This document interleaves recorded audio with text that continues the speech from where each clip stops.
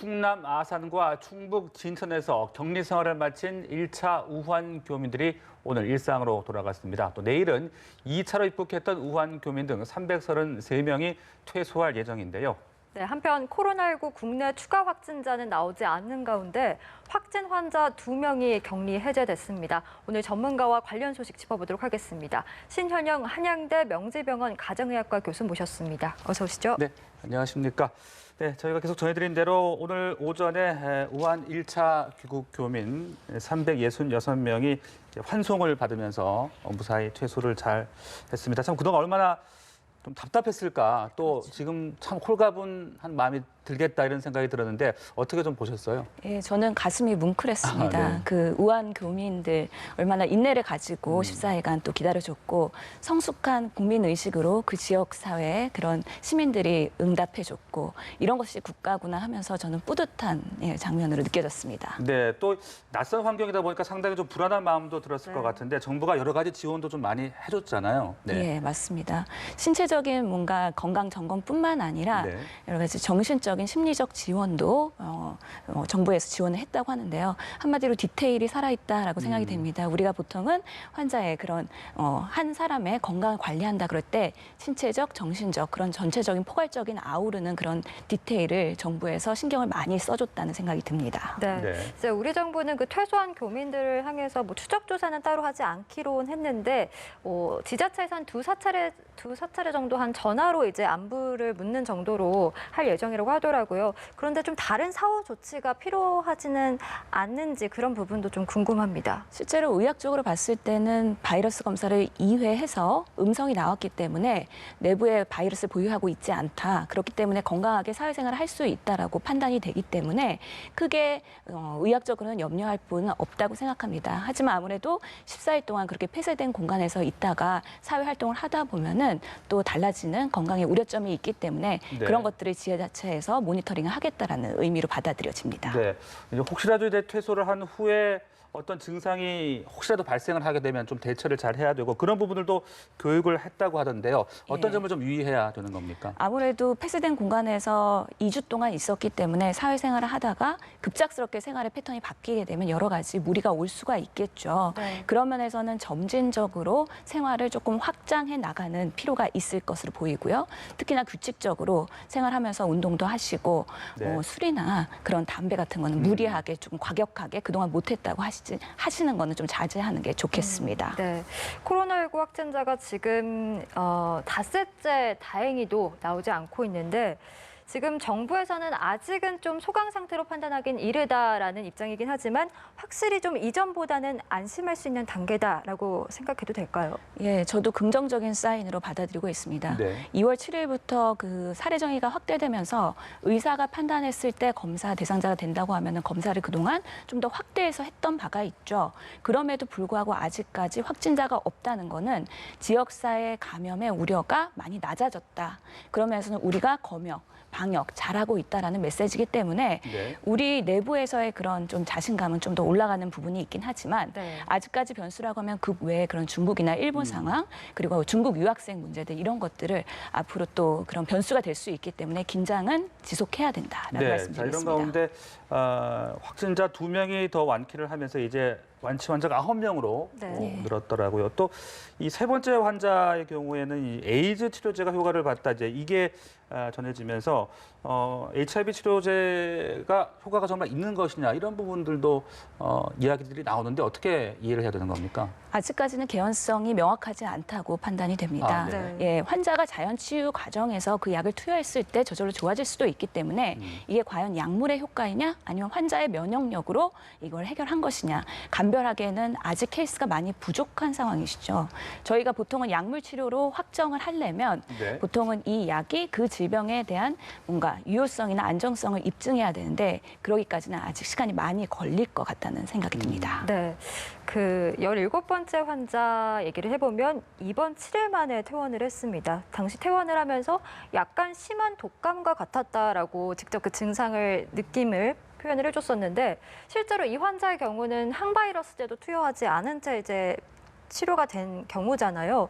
그렇다면 이제 건강한 일반인이라면 이 증상이 코로나라는 이 감염이 사실 그렇게까지 우리가 우려하는 만큼 위험하지 않다로 판단할 수 있을까요? 그런 사례들이 종종 있을 수 있다라는 그 자신감은 좀 생기는데요. 실제로 저희 병원에 입원했던 3번과 비교했을 때 17번 환자의 경우에는 입원 초기부터의 그런 바이러스 양이 상대적으로 낮은 상태였습니다. 네. 그렇기 때문에 이렇게 약하게 자연 치유되면서 대증요법만 가지고도 회복을 할 수 있다라는 케이스들이 여러 사례들이 있기 때문에 네. 중증이거나 아니면은 뭔가 위험 요인이 있는 분들은 적극적으로 그런 항바이러스제 투여를 하고요. 그렇지 않고 면역력이 충분하고 젊고 건강한 분이라면 저절로 자연 치료될 수도 있겠구나라는 확신을 조금 받은 바가 있는 거죠. 네, 그 바이러스의 양이라든지 뭐 연령 또 이미 앓고 있던 질병 유무 이런 것들이 중요한 변수가 될 수 있는 겁니까? 예, 맞습니다. 실제로 얼마나 빠르게 진단을 하느냐에 따라서 바이러스의 증식을 예방할 수 있는 부분도 있고요. 네.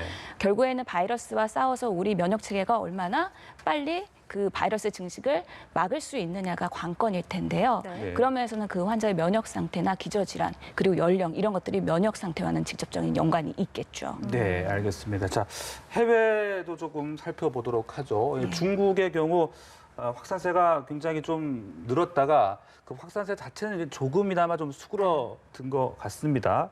중국의 지금 상황 계속 지금 증가세는 계속되고 있는 상황인데 언제쯤 좀 소강 국면에 들어갈 수 있을지 어떻게 좀 보고 계세요? 예, 지금 중국의 그런 지표들에 대한 신뢰도가 많이 떨어지기 때문에 네. 과연 이 증가 추세가 멈추는 게 맞느냐에 대한 의구심도 많이 있습니다. 그러면서 아직까지는 단언할 수는 없지만 그래도 우리가 바이러스가 따뜻해지는 그런 계절이 되면 소강되는 거를 사스와 메르스 때도 경험을 했었고요. 네. 네. 그렇기 때문에 안정기가 금년 상반기 정도면 되지 않을까 싶긴 한데요. 아직까지 중국 후베이성에서도 적절하게 치료를 못 받고 진단을 못 받기 때문에 사망하고 나서 확진되는 경우도 종종 있기 때문에 네. 아직까지는 대처가 확실하게 대응이 되고 있지 않다라고 판단이 돼서 네. 좀 더 중국의 상황 그리고 일본의 변수 이런 것들을 지켜봐야 될 것 같다는 네. 생각이 네, 듭니다. 일본 얘기가 나왔으니까 좀 상황이 심각한 일본 크루즈선 얘기로 바로 넘어가 보도록 하겠습니다. 지금 이 크루즈선에서 연일 확진자가 쏟아지고 있는데 오늘 또 추가로 67명이 더 확진이 판정이 나왔다는 네. 소식이 들어왔습니다. 지금 이렇게 되면 일본 내 누적 확진자가 329명으로 늘어나는데 지금 우리 정부는 상황이 워낙 심각하다 보니까 일본을 오염 지역 지정할 여부다 이런 좀 방침을 밝혔더라고요. 예, 검토해 볼 필요가 있습니다. 지금 일본에서는 그 요코하마에 있는 그 크루즈선뿐만 아니라 네. 지역사회 감염이 의심될 수 있는 사인이 계속 나오고 있거든요.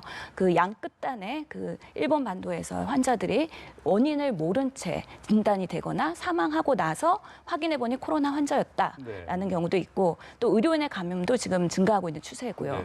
그만큼 아직까지는 그런 방역 단계가 부실하다라는 그런 이미지를 줄 수밖에 없기 때문에 일본에 방문을 하거나 아무래도 일본에 오시는 분들에 대한 그런 부분들에서는 조금 더 보수적으로 볼 필요가 있다. 그러면서 검토할 필요가 있다고 생각이 듭니다. 네. 그렇다면 지금 일본의 경우는 거의 지역사회 확산 우려가 상당히 좀 크다 이렇게 봐야 되는 건지 일본의 상황이 왜 이렇게 좀 심각하게 흘러가는지 어떻게 좀 분석을 해볼 수 있을까요? 예, 우선 일본 정부의 대응이 우리나라와 좀 차이가 있었습니다. 정확한 그런 신속한 공개를 원칙으로 해서 우리나라의 경우에도 동선을 다 공개를 하고 국민들한테 대국민 협조를 구하고 네. 그러면서 접촉자들에 대한 검역 이런 것들을 강화했었는데 아직까지 일본의 그런 감염병의 대응 지침은 이런 동선은 공개하지 않고 있고요. 네. 좀 조기 대응에 실패했다는 그 크루즈선의 문제들 여러 가지들이 하나하나 지금 지역사회 감염에 뭔가 사인이 되는 하나의 그런 또 원인이 되지 않았을까 생각이 들고요. 특히나 얼마 전에 사망한 환자에서 코로나19가 확진된 것은 네. 원인을 모르고 접촉자를 명확하게 모른다는 면에서는 네. 우리가 랜덤하게 환자가 발생한다는 건 아주 안 좋은 사인이고 우려해야 될 상황이기 때문에 그런 면에서 일본이 좀 더 적극적으로 대응을 해야 되겠다라는 생각이 듭니다. 네. 그리고 특히나 이 크루즈선의 지금 확진자가 오늘도 지금 네. 67명 늘었고요. 지금 계속 지금 쏟아져 나오고 있는데 우리 국민들을 좀 빠르게 하선시키는 것이 좀 낫다 이런 얘기들도 있고 또 이게 이분들이 대부분 이제 일본에 연구가 있다 보니까 아직 우리 정부는 이제 한국인 인선 계획은 없다고 밝히고 있는 상황이잖아요. 예. 그런 부분들은 어떻게 좀 보고 계세요? 실제로 의학적으로 봤을 때는 이 크루즈선은 오염원입니다. 그렇기 때문에 오염원에서 빨리 격리를 시키거나 분리를 시키는 것이 근본적인 대안이 되는 거죠. 네. 감염되지 않은 분이라면 빨리 분리를 해서 격리를 시키고 안전하게 그런 것들을 제공을 해야 되는데 그럼에도 불구하고 지금 진단하는 속도도 너무 느리고요. 네. 그러면서 어떤 방식으로 계속 지금 바이러스가 전파될 수 있기 때문에 이런 부분에서는 검토를 해볼 수는 있으나 의학적인 부분 외에도 여러 가지 정치와 외교적인 문제가 결부되어 있는 거고 또 국제 규약이나 그런 국제 규칙이 있을 거기 때문에 이런 것들을 검토해서 아마 한국 정부가 검토는 하겠으나 적극적으로 초반부터 다른 나라보다는 선제적으로 하기는 어려울 것 같다는 생각도 듭니다. 네, 그 확진자 수가 이렇게 한 번에 나오는 게 아니고 이렇게 여러 날 걸쳐서 이렇게 나오는 거는 그거는 어떻게 이해를 해야 되는 거예요? 그 하루에 검사를 할 수 있는 물량이 매우 제한돼 있다는 거죠. 우리 정부의 경우에는 그 키트와 시약을 충분히 확보함으로써 민간기관까지 확대를 하고 하루에 몇천 건까지 가능하도록 네. 지금은 하루에 한 1,000건 정도의 검사를 하고 있는 걸로 보이는데요. 네. 일본의 그 크루즈선에 3,700명의 환자가 있고 하지만 하루에 검사할 수 있는 물량이 지금 일본 정부는 매우 취약하다는 거죠. 네. 민간기관에서 검사하는 게 아니라 그 정부 기관에서 일부만 진행이 되고 있기 때문에 지금 순차적으로 하고 있다 보니까 그렇게 계속해서 확진자가 검출되지만 검사 속도가 너무 느리다는 것도 하나의 문제가 되겠습니다. 그렇습니다. 지금 중국은 물론이고 일본에서도 이제 감염 경로를 확인하기 어려운 그러니까 지역사회 환자 사례들이 나타나면서 위험 요인들이 계속 커지고 있는데 이 코로나19가 사실 경미한 증상으로도 전염이 될 수 있기 때문에 그러니까 전파력이 강하기 때문에 좀 감염 확산을 막기 위해서 우리 정부도 추가적으로 좀 대응들을 내놓아야 될 것 같아요. 어떤 것들이 좀 필요하다고 보십니까? 예. 언제나 이 긴장이 풀릴 때쯤 해갖고 사건 사고가 발생할 수가 있거든요. 그렇기 때문에 아직까지는 확진자가 없다 하더라도 계속 긴장의 끈을 놓지 않고 지속적으로 지역사회 전파의 가능성을 염두에 놓으면서 적극적으로 대응을 해야 될 텐데요. 특히나 이런 유입원에 대한 감시망을 계속 모니터링하면서 확대해 나가는 거, 국제 정세를 보는 것도 필요할 거고요. 특히 타국과 상황에 맞춰가지고 우리나라의 대응 체제도 지속적으로 변경을 할 필요는 있다는 거죠. 또 이런 백신 치료제 그런 것들을 개발을 하기 위해서 연구도 같이 활성화하는 노력을 지속적으로 하는 게 필요할 것으로 보입니다. 네, 그리고 이 코로나19가 이제 독감처럼 계절성 유행병이 될 가능성이 있다 이런 분석도 나오는데 그건 예. 어떻게 저희가 생각을 하면 되는 겁니까? 예, 왜냐하면은 아직까지는 이 코로나19가 밥주에서 유래돼서 중간 숙주가 어떻게 되는지 아직 명확하지 않은 상황이기 때문에 언제 어떻게 또 다시 재발할 가능성이 있다는 것이죠. 네. 그만큼 감염 경로가 명확하면은 차단할 수 있지만 그렇지 않은 경우에는 언제든 재발할 수 있고 이런 바이러스라는 건 항상 변이가 빠르기 때문에 이런 것들을 차단하기 위해서는 날씨가 변수가 있는데 네. 아직까지는 코로나19가 날씨에 어떤 영향을 미칠지는 우리가 좀 더 지켜봐야 되는 부분이거든요. 네. 계절에 따라서 이 코로나 바이러스가 어떻게 변화하는지 확인을 해야 되기 때문에 좀 더워지면은 네. 이게 좀 낮아질 가능성은 일단은 많다라고 보면 되는 겁니까? 예, 맞습니다. 바이러스는 보통은 날씨가 따뜻해지고 습해지면은 그런 생명력이 짧아진다고 보통은 일반적으로 알고 있기 때문에 예. 코로나 바이러스도 그에 해당이 되고요. 독감 같은 경우에도 우리가 겨울 특히 차가워지는 그럴 때 매년 이렇게 변이를 통해서 계속 확산이 되지 않습니까? 날씨가 추울 때요. 그런 네. 것처럼 우리 이런 코로나19 바이러스도 따뜻해지면 또 잦아들었다가 또 추워지는 어느 순간에 이런 것들이 기승을 할 수 있기 때문에 그런 것들을 검토하는 것은 필요하다고 봅니다. 네, 알겠습니다. 오늘 코로나19와 관련된 새로운 소식까지 신희헌영 한양대 명지병원 가정의학과 교수와 함께 이야기 나눠봤습니다. 오늘 고맙습니다. 고맙습니다.